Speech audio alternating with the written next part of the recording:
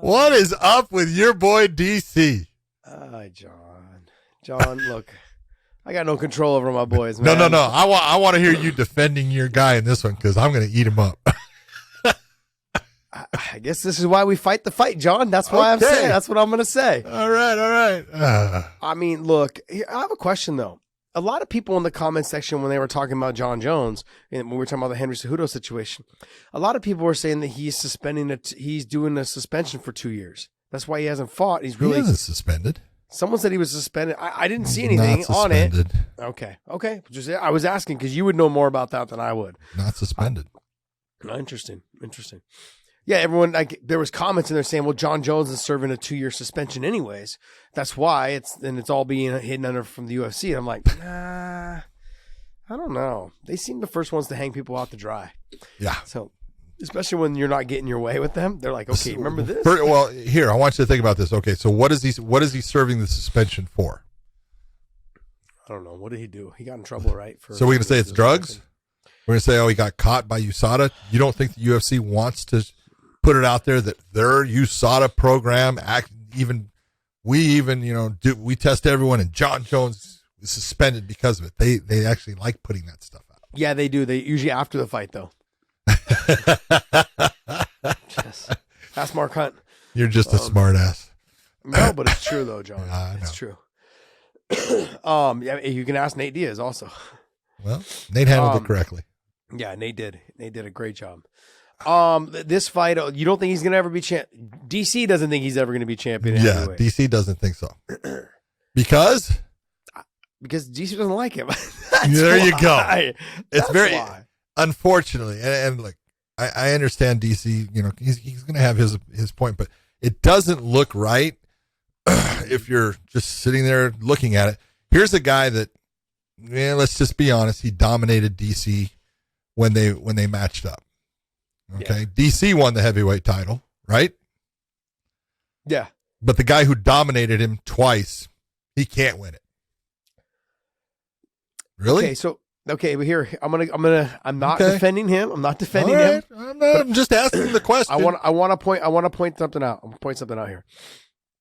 John's taller, longer. John can wrestle. We all know John can wrestle. He took DC down.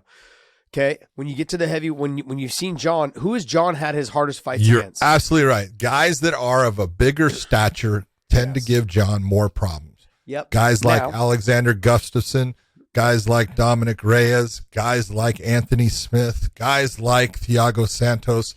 Those are the guys that he has had a more difficult time if you're going to look at it. But then again, you can come back and say, look at the next time that he faced Alexander Gustafsson. Yeah. Look, if there's one thing that we know about John, first off, the dude can fight. Second off, the dude, when it comes to being fight IQ and being able to adapt inside of the cage, unbelievable.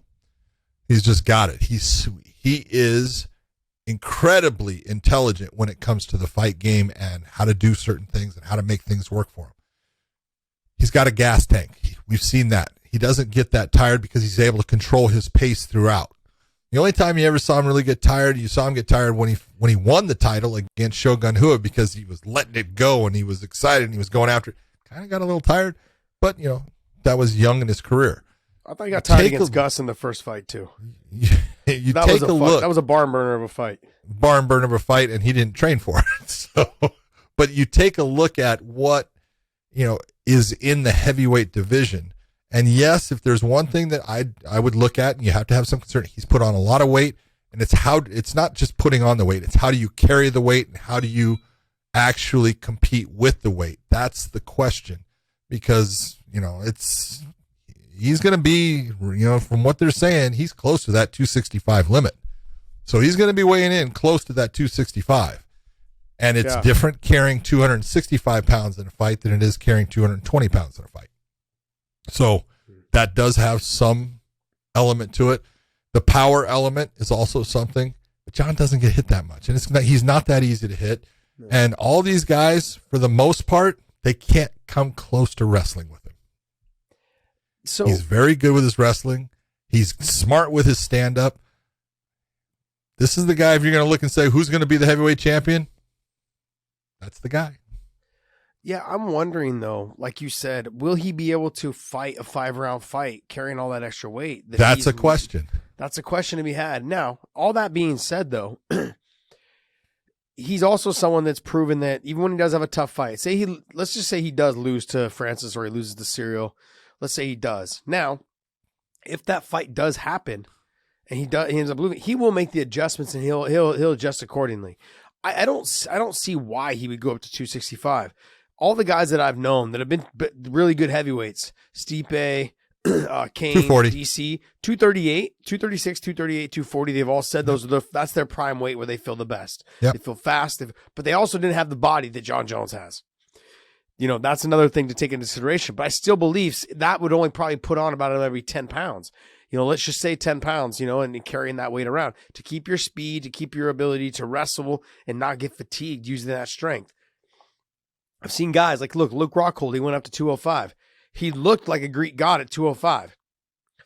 But when he got in there, you could tell he got tired after a couple takedown attempts. He was like, oh, shit, this is exhausting. Because you're trying to lift someone bigger and you're using all the strength thinking that you're stronger when you really are stronger, but you're not utilizing the technique that you have. Yeah. With Jon is good everywhere. He's got to make sure that he keeps the ability to be good with his kicks, his spinning back elbows, his side thigh kick, all of those things.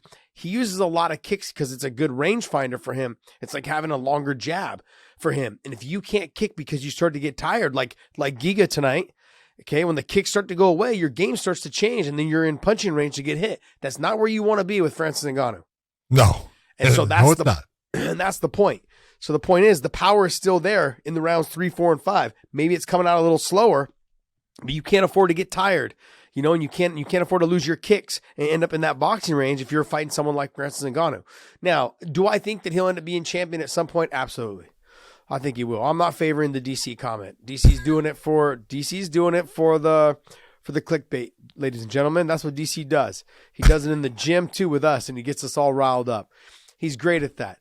But at the end of the day, I think Cyril Gane is a perfect matchup for him. I think Jon was able to just walk right through him. I think Francis Ngannou is more of the harder fight for him. Yeah, that's what I think. The threat of being knocked out, Jon's going to fight a little bit more cautiously. Smart. He will not be concerned about getting knocked out by Cyril Gane. Nope, and he will not be concerned with any part of Cyril Gane's ground game. None at all. He will not end up underneath him. No, he will not. But overall, look, Jon is just an extraordinary talent. Yep. There's just no way around looking at that or talking about it. You cannot say that, it's all the other stuff to the side of how you feel about him, all that, but you can't take away the fact that he's an extraordinary talent. And his fighting ability, his fight IQ is, like you said, the way he makes adjustments in the cage and the ability to make the adjustments after he's fought someone and fought them again. When he fought Gus that second time, it was a dominant performance. Yep. And that happens. And that's because he knows how to make the adjustments. He's a very smart individual and very talented, and he knows what he needs to do to get it done. I think the fact that DC said something, that's going to motivate him even more. 100% agree. Okay.